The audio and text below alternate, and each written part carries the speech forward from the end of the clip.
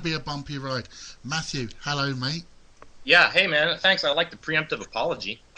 That works. It happens. All of your shows are getting a fucking disclaimer on the front of them. I don't know about an apology. An apology might be an addition that happens to be there. You're the cluster of F-bombs, dude. You're just like firing them off left and right today. It's as if it's almost like it's our premiere show here.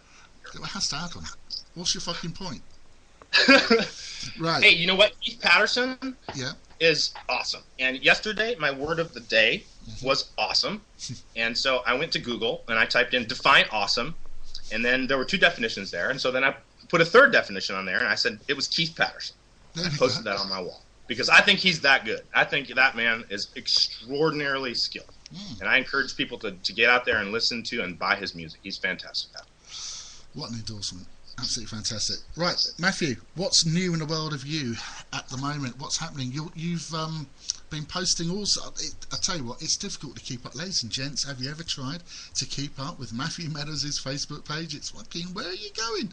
But what I have managed to ascertain, here we go, I'm talking like a copper now, what I have managed to ascertain from the particulars in New Whitney is the fact that you are auditioning for is it a TV show and like a reality show over there? In fact, it was a reality show at NBC called "And the Winner Is," and the predicate of this show is that there's going to be bracketed singing competitions, and they were looking for people capable of singing any style of vocals, including country, opera, rap, rock, pop, whatever. And people who are familiar with my music know that I'm all over the map. And so I thought that this was a perfect opportunity. I have been submitting for other opportunities at NBC, both through the talent agency, John Casablancas, where I have a modeling contract, as well as through NBC Universal's, their programming division. But this was actually a public cattle call in downtown Seattle, and there were hundreds and hundreds of people there. So the notification window's closed, and it looks like I haven't been contacted, so I don't think I'm moving forward. But still, the word of the day was awesome, because I went to this audition, and not knowing really what to expect, at the kind of the key moment, I was in a position where I could witness the 10 people that were in front of me, and the 10 people that were in my group, and everybody was given 30 seconds to sing, right? And as it happened, I was the only person there that took the time to put together a professional portfolio of photographs and a resume. And I broke rank, and I just kind of broke protocol, and I approached the casting director, and I gave him that portfolio. And so right there, I was like, this is an awesome day. I don't care if I never get a shot at the show. That was worth the trip right there. Because we stood for 3 hours. It was 39 degrees outside before we got in. My hands were so cold, man. And cold hands are like death to a guitarist. So I was the only guy with a guitar there. And the host asked me, are you sure you want to play the guitar? Don't you want to sing a cappella? And it's a singing competition. And he was giving me the benefit of not having to be burdened with having my guitar in my hands. But I went. I said, the song is called Dobro Love, and this is my Dobro. And by then, he looked completely uninterested in me.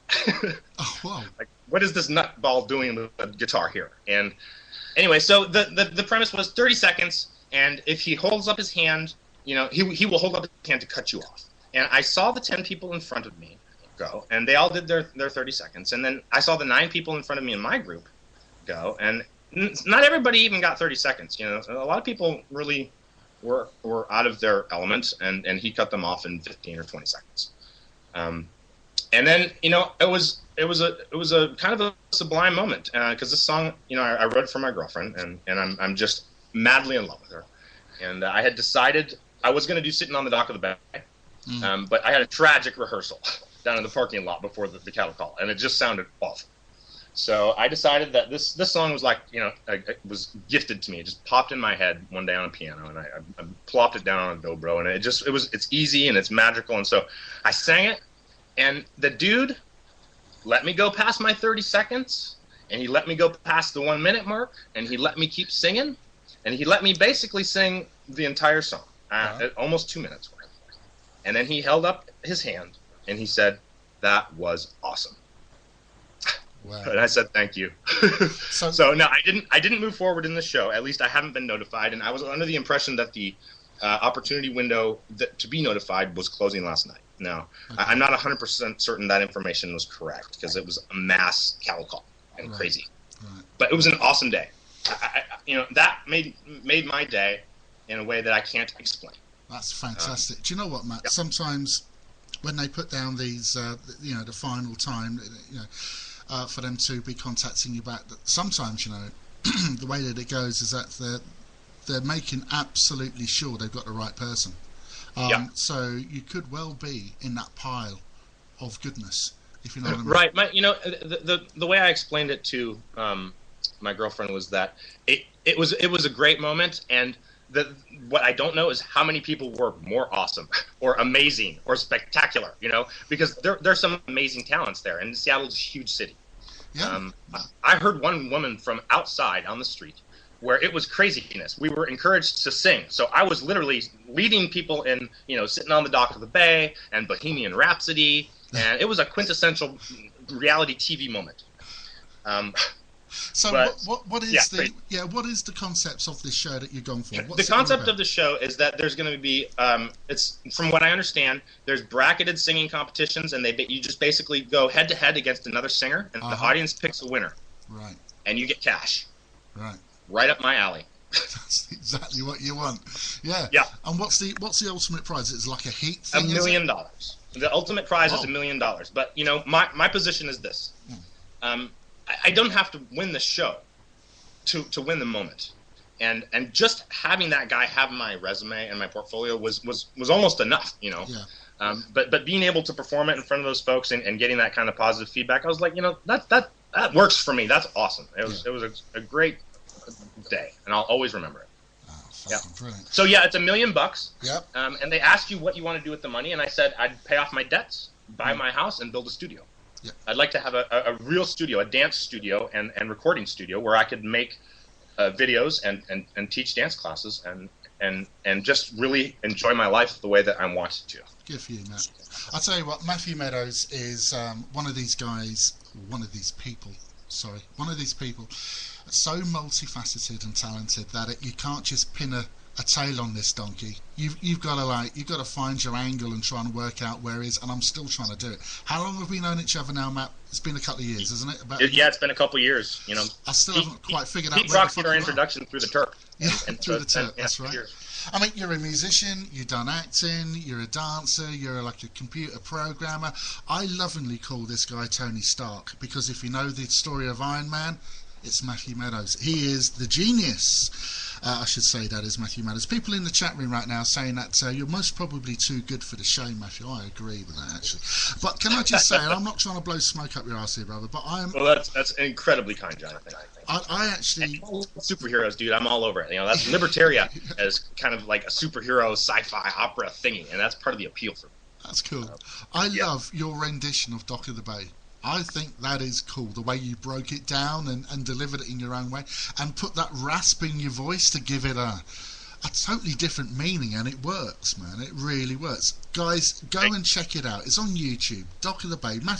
In fact, type in Matthew Meadows into your YouTube browser and you'll see it there. It's going to be along the top of the headers there. Or go to Matthew's page. You'll see it on there. Yeah, just go to the Wrangle the Dog page. If you type Wrangle the Dog, all one word, it'll take you right to my page on YouTube. Yeah. And I think it's the second video right now because I'm featuring the Libertaria video, I believe. Yeah. Yep. Go for it. Go and have a look. It is absolutely fantastic. It really is. Hey, this is interesting. Today is the 1-year anniversary of me slipstreaming the first Check 1 2 teaser. A 15-second free teaser. It was 1 year ago today. Isn't that exciting? Really? Today? Yeah. That is really weird because I reposted that back onto our Audio Burger TV today. That's really odd. I didn't realise that. There must be a message going on there. I love Isn't that cool? And here we are rebooting your show and bootstrapping a new endeavor 1 year later. I think that's awesome. It's good. I mean, you got concepts out there. I was talking to Jack on Spreaker the other night, Jack, and I was telling you about the Check 1 2 video. Remember me telling you about that? Yeah, actually, I was just going to post. I checked it out earlier on today, so that's really cool. I absolutely love your visuals as well, there, Matthew. Some really stunning stuff. I'm trying to get work as a graphic artist, freelance. I love doing that. You should do. You're fantastic. Really good, fantastic visuals. He's multifaceted. There we go. He's brilliant. Matthew Meadows, a.k.a. Rango the Dog. Now, you're going to be doing Rango Unmuzzled here in Whataburger. Tell us, what's it going to be about? Well, here's the deal. I am going to feature every episode a selection of music that's going to have a coherent theme. And in this particular case, my first episode, I'll give you a little bit of a teaser here. The first episode is going to be Riot in the UK, right? And it's going to be all hard rock or seriously excellent bands in the UK. It's going to have a high energy. There may be a little dance music mixed in, but that's the music you're going to hear.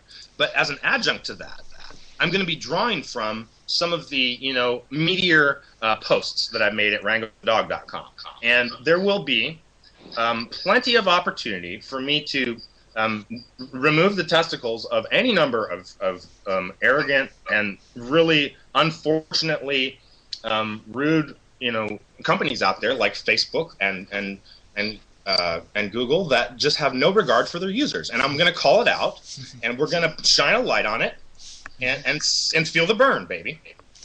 Hell yeah. They need it as well. They really do. Need it. How are you going to get around this legally without them coming back and spanking your ass for it? Because everything that I'm saying is predicated on either my opinion, which is valueless, or deterministic, measurable truth. So I'm not going to cross any kind of legal lines. They're the ones that are sketching around dubious, legal boundaries there. It's ridiculous. With Google AdWords, for instance, I've been blocked from compensation for life because I was defrauded by a third-party vendor. Yeah. And I want to talk about that because there's no appeal left for me at Google AdWords, and I invested thousands of dollars. But if I spend $300 with a third-party cottage industry, I'm good, baby. They'll plug me right back in. And I think that's blatant fraud. So we're gonna shine a light on that kind of stuff. That's an industry there right away, isn't it? I mean, if they that begs actually, Baz, here we go. Something for you to have a look into that. That begs a little bit of controversy there, a little bit of conspiracy, maybe. Yes, there's massive conspiracy around all that stuff, and Facebook itself. I agree with Matt on that Facebook thing. Facebook pisses me off no end. A lot of the time. I'm blocked right now for 45 days because I tried to get a friend. I extended a friend request on Facebook, and somebody reported me. And there's no accountability. There's no mechanism for me to know who reported me. I was polite. I never messaged anybody that I didn't already have people in common with. But here's the thing. At the level of social acumen that I'm enjoying right now, I'm reaching out to people like, Mick Fleetwood and Joe Satriani. Those people are on my list now. And somebody, is going to wake up and go, I don't know this dude. He's obnoxious. I don't like his smell. And they're going to report me. And boom. There's no accountability. So now I'm blocked for 45 days on Facebook. And I think that sucks. Yeah, it does. So we're going to talk about stuff like that as well. Cool. I'm serving a 30-day ban for including too many friends. But at the same time, in their little friends box on the top left-hand corner, they encourage you to add these fuckers. They keep showing you the button, and then they punish for pushing on it. So if they don't want you to add them, why don't they keep interface I've ever used. And the entire language that they use is father to child. It's diminishing and really arrogant, and I hate it, and I'll never work for them. And they reached out to me when I was unemployed and inquired about working there and asked about Rango the Dog, and at the time I was going to a competitor site that is totally irrelevant and meaningless, so I'm not going to mention their name. No. You know what pisses me off about really? This it pisses me off. It always will be. I'm going to piss around a little bit, and we're going to talk about that stuff publicly in the open because the policies are in the open, right? So let's talk about it in the open. Right. Yeah, and that. Can I just interject here about go for sides of the coin here? I'm on both sides of the coin here because, look, whilst on one hand it is, I completely agree with Matthew here, it can ban you because you've had too many friends. I seriously, I got bloody blocked once before for actually trying to add to a couple of people. Now, these couple of people I knew from years ago, and they claimed they didn't know me, so they flaming reported me to Facebook. I didn't do the 45-day ban, though. I had to bloody well do this signing thing online that said I wouldn't be doing it again. And the trouble is, on the other side of that, I need Facebook I'm not saying I personally need Facebook, but the majority of the time, Facebook is bloody brilliant for networking and also advertising events. And this is the big thing. I think I've got to follow on from what Matthew was saying on